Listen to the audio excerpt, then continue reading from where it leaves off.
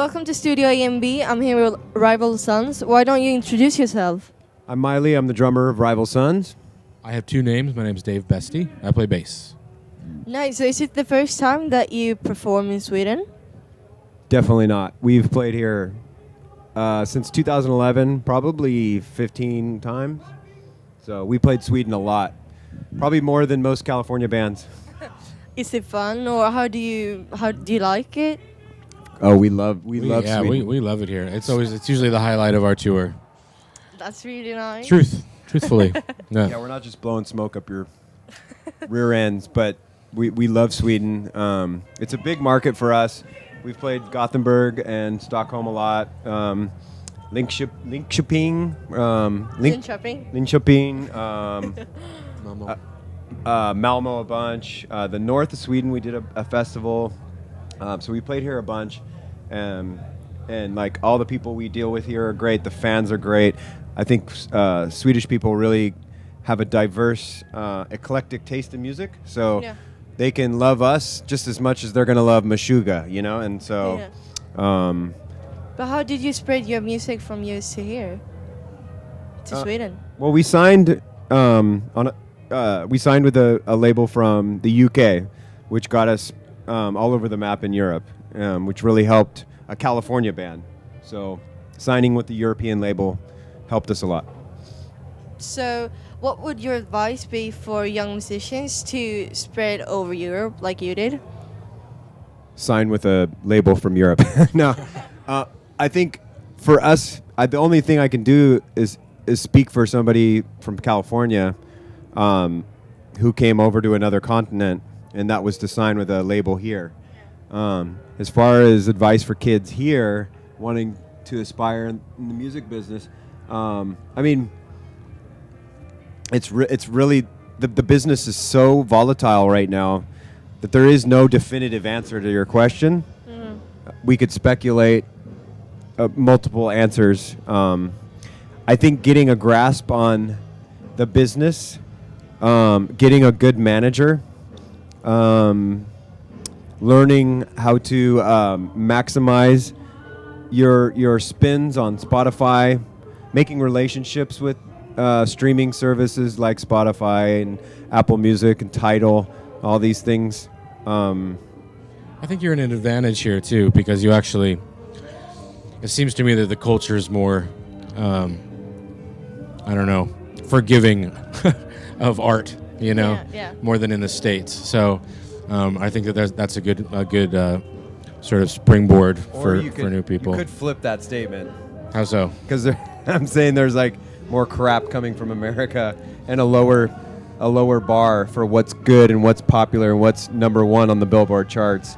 Yeah, in America. I just mean, if you're in high school, it seems like, you know, there's probably not a fear of you actually losing your arts programs like there are in the States. Yeah. You know, so I think that's really positive and helpful if you want to pursue a career in that. You know, you don't have to. There's not that obstacle. So, but if you could do everything over again, is there something that you would change? Is it?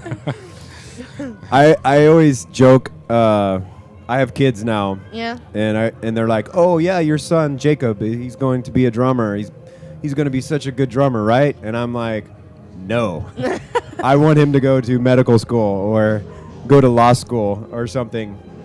I always joke around and say I would never wish this career on any of my children. Why? If you want to make it in the business of music,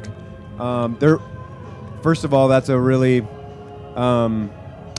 subjective statement, an arbitrary statement to make it, because first you have to decide what that means. Does that mean, is that a number of records you're going to sell, or is it like an amount of money you're going to make, or I just want to own a house? Like, what you have to decide what making it really means to you, and what your instrument, or if you're an engineer, a songwriter, a pianist, a drummer, a bass player, like what you better have faith in yourself and believe that that's what you really want to do.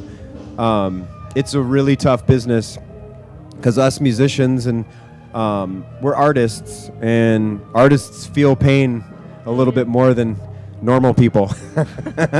So, you better have a good head on your shoulders and, be strong. I am not trying to be negative. No. Because if you are strong and your head's strong and you're like, I am going to do this, and you believe in yourself, and the technical ability should just be there.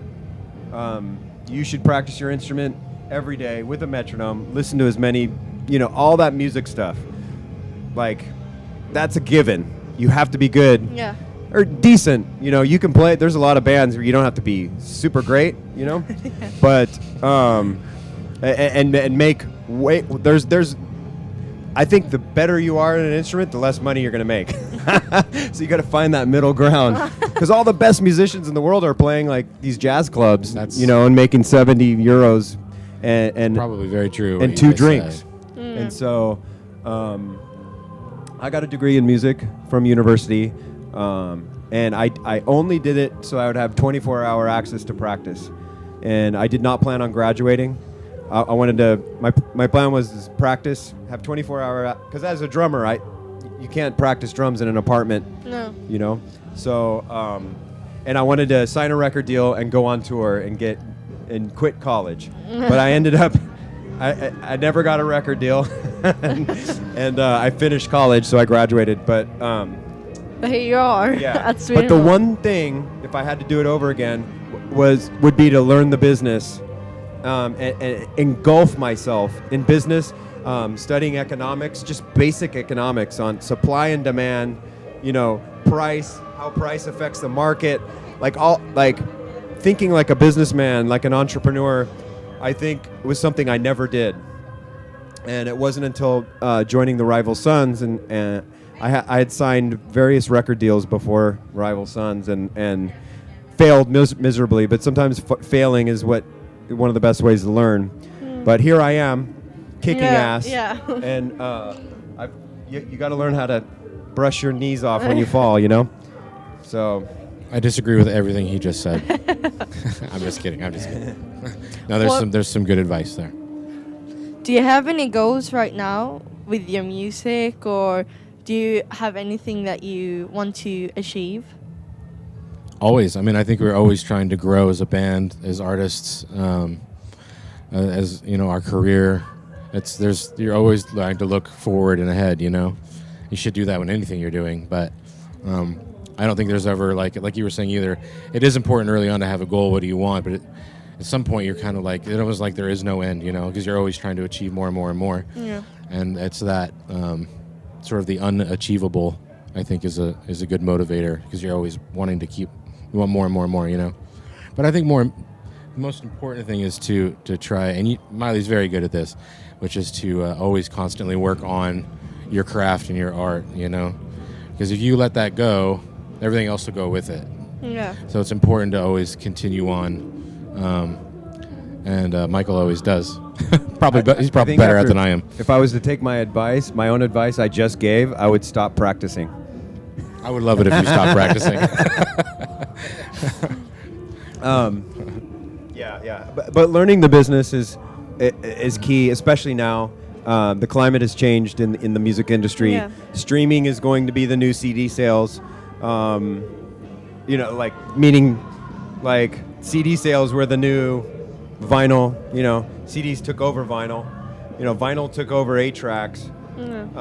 So we're seeing the evolution. Now streaming is Don't forget about cassettes, Michael. Pardon? Don't forget about the cassette tape. Yeah, cassette tapes. But streaming is the new way of getting discovered. And it's kind of the new way of everything. It's the new radio. It's the new CD. It's the new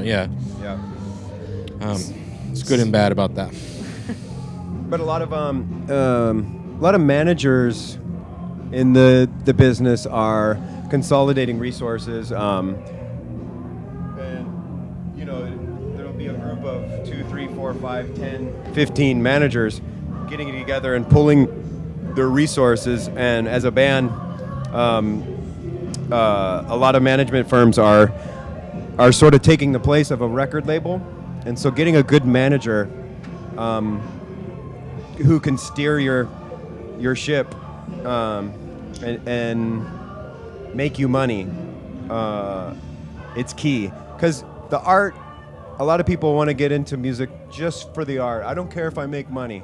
Well, you're going to hit 30 years old, and that artistic vision is going to get real old.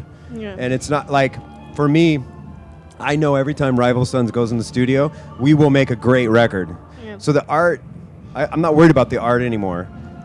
We have even if I wasn't in Rival Sons, I'd be a fan. It's a great band. We have the best male vocalist on planet Earth right now. So whatever we get in the studio, even if we start adding more electronic drums or symphony orchestra or whatever, it's going to be great. The business part of it, like you said, your school Yeah. is focusing on entrepreneurial Yeah. ism, getting your music in movies and TV commercials and stuff doesn't mean you're a sellout. It means you're good at business, Yeah. and you could still make great art and have it on TV or in a movie, Yeah. Now at last, our question that we ask every band: what's your best advice for young musicians? Well, to get out of it, I think you've already answered on that question, but is there another tip to make it in the industry of music for young musicians at home? Yes, it's very simple actually. If you're good at what you do, and that's been verified by people that are good at what they do, you can never quit. We both know, well, everybody I know who's had any success in music has persevered, has never given up. And I've seen a lot of people that are really great musicians that sort of gave up, and I think that there's always some regret in the back. So if you're actually really, really good at it, then never stop doing it, because the only way you'll ever really achieve success might be when you're 18, it might be when you're 55. But if you really, truly want it, then you can never stop. Yeah, I can echo that. When I was 23 years old, my percussion teacher at the time, I was studying Afro-Cuban congas and timbales and Brazilian percussion. And my teacher grew up with the drummers of Santana and all those guys in San Francisco. And he said growing up, and his advice was persevere, never quit.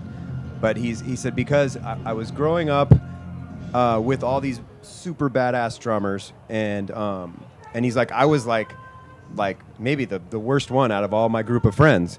But they all like either quit, they got a job, they had kids, whatever. All these guys quit and fell by the wayside, and he was the one standing, and he's the one that got the gig with Sergio Mendes and all these people, and he was in his late 20s when he started kind of earning money. So you might not be 18 and get a record deal and have a number one hit. It might take years, and that's why I said earlier at the beginning, you got to really know if this is what you want to do and stick to it, and never quit. Thank you so much for coming here, and thank you for the Thank you. interview. Yep.